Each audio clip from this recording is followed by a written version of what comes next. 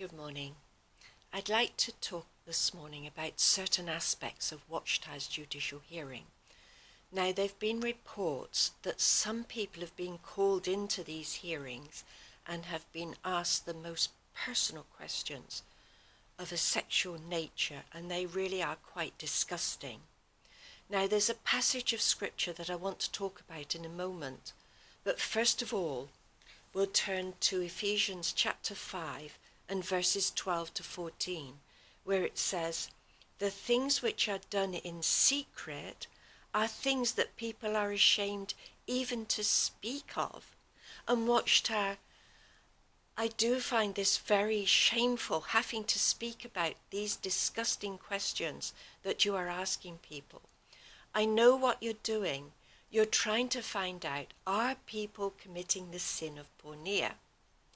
But remember, Watchtower elders, if you have invited somebody to a judicial hearing, they are already guilty. So there's no need for you to go into these explicit details.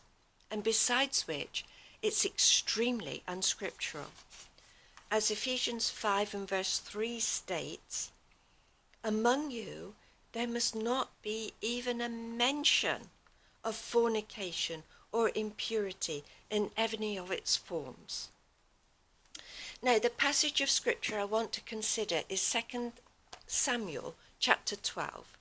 And this, elders, is the blueprint for a really good judicial hearing.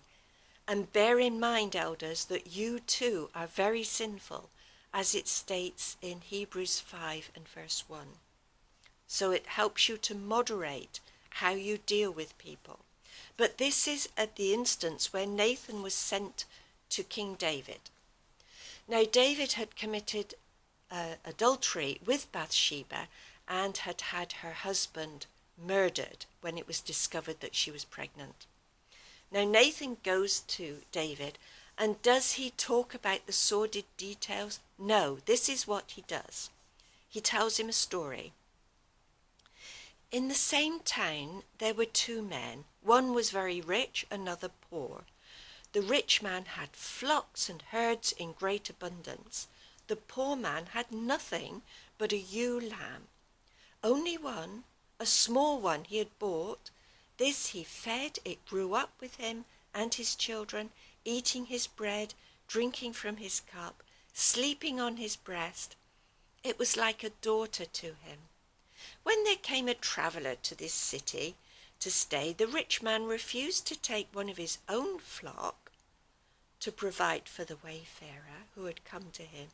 Instead, he took the poor man's lamb and prepared it for his guest." David was horrified.